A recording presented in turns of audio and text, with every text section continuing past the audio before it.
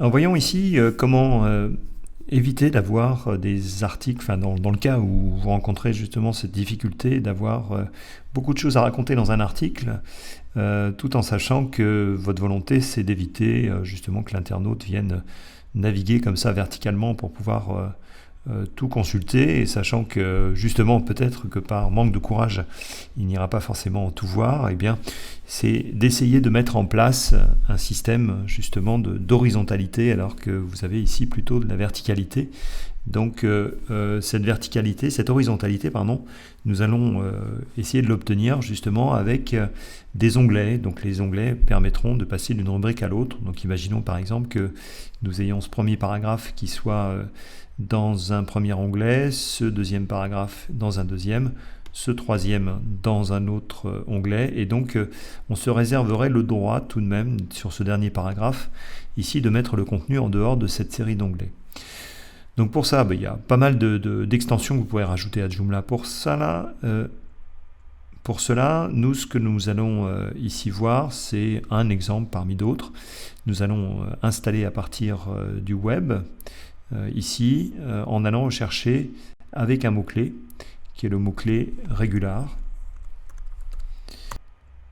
L'ancien nom de ce site NoNumber est assez productif, alors Regular Labs, nous aurons plus de succès. Voilà.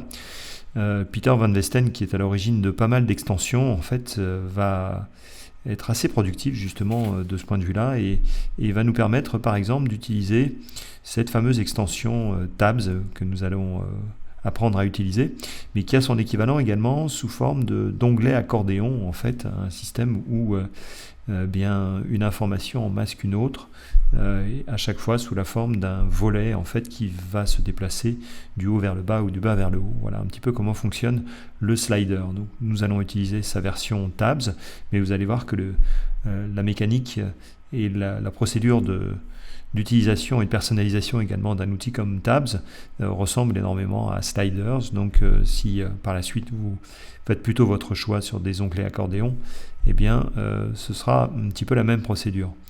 Donc je clique sur Tabs, je procède ensuite à l'installation. Voilà. Et donc ensuite, je vais, comme à chaque fois que j'installe un plugin, en fait vérifier que le plugin est bien actif. Donc en ressaisissant à nouveau le même mot-clé, ici Regular Labs, si on voulait être plus précis. Regular, alors pas Labs. Vous avez donc quelques éléments qui sont installés sur ce Joomla, et vous avez notamment le panneau à onglet. Alors il apparaît sous deux formes. Un plugin système qui est en fait le premier élément que vous avez ici, et vous avez ensuite un bouton. Alors ce bouton, ça va tout simplement représenter une aide à la saisie, à la mise en œuvre en fait d'onglets de ce type.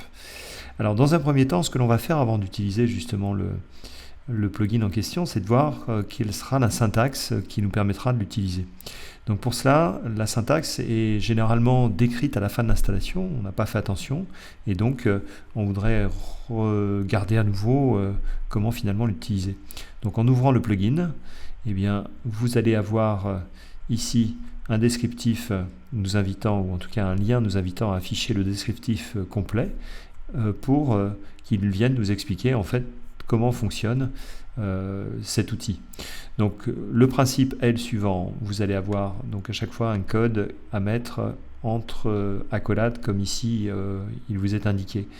Ensuite il y aura un mot-clé, vous voyez, qui est ici répétitif, c'est le mot tab, et ensuite un espace, et cet espace est ensuite suivi du titre que vous souhaitez donner à votre onglet. Ensuite, eh bien, il y aura le contenu lui-même qui est intégré dans cet onglet, et on a un schéma, vous voyez, qui se répète pour l'onglet numéro 2. Ensuite, eh bien, quand vous avez une fin de série d'onglets, eh bien là, à ce moment-là, il faudra fermer votre code en utilisant tout simplement le même mot-clé mais au pluriel, et en le faisant précéder ici d'un slash. Donc, première possibilité, c'est celle de subir entre guillemets ce code qui vous est proposé.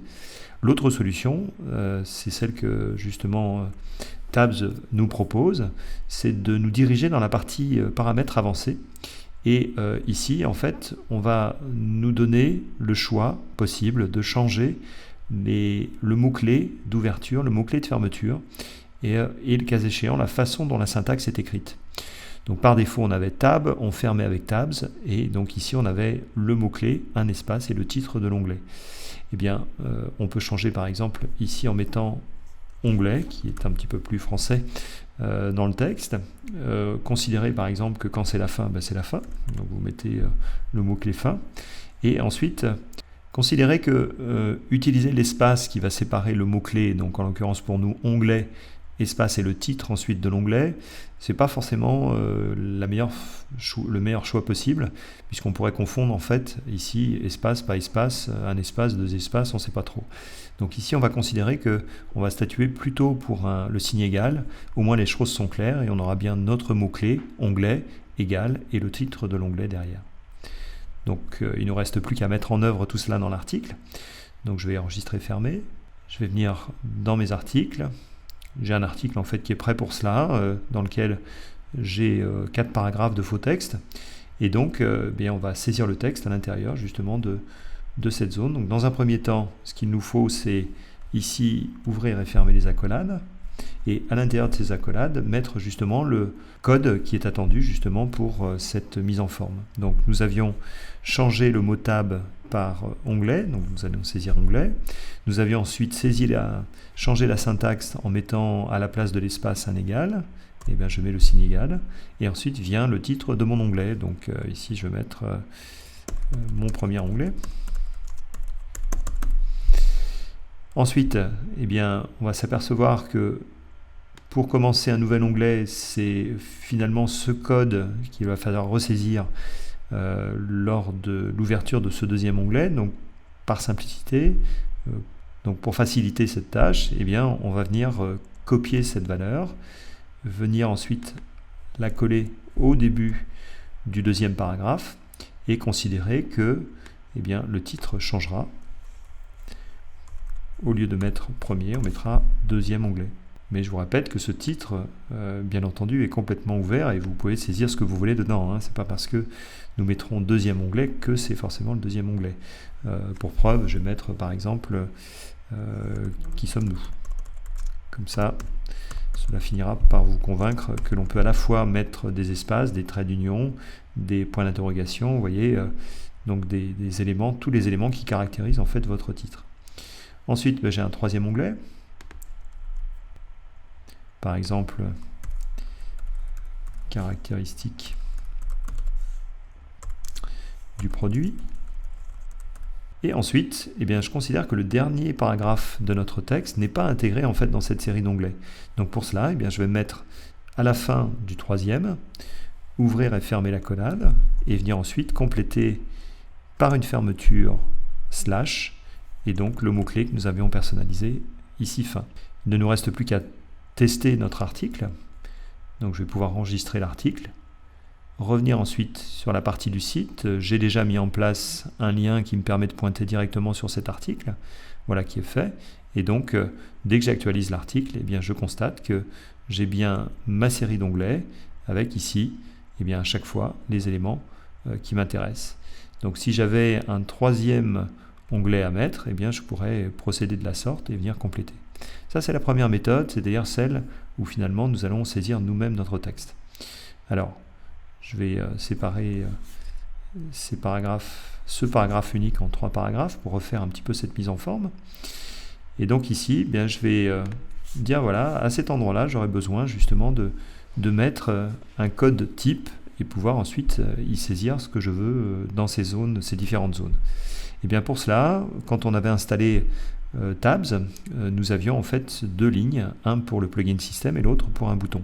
Et bien ce bouton, vous le retrouvez en fait en bas, il s'appelle panneau à onglet Regular Labs.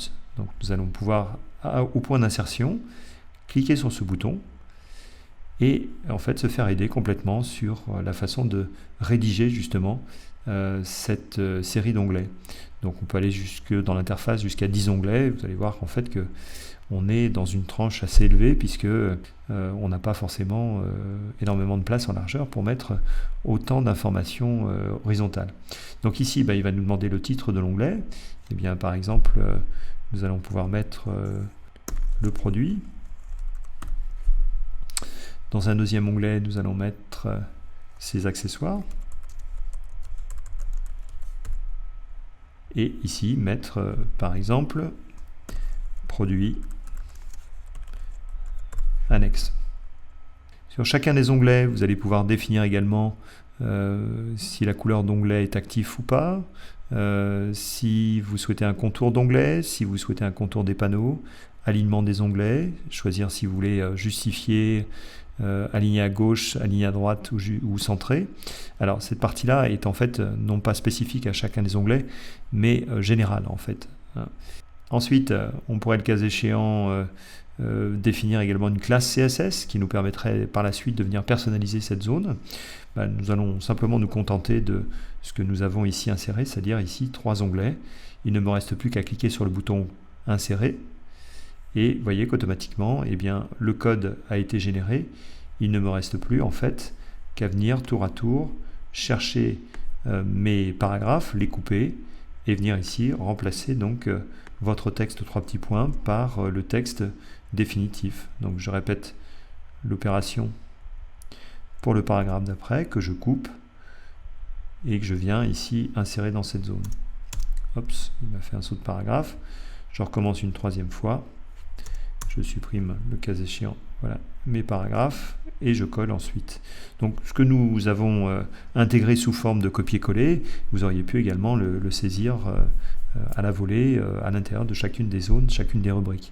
Nous avons inséré bien entendu du texte ici, mais vous pouviez à tout moment également considérer, par exemple, si je fais entrée et que je mets onglet égale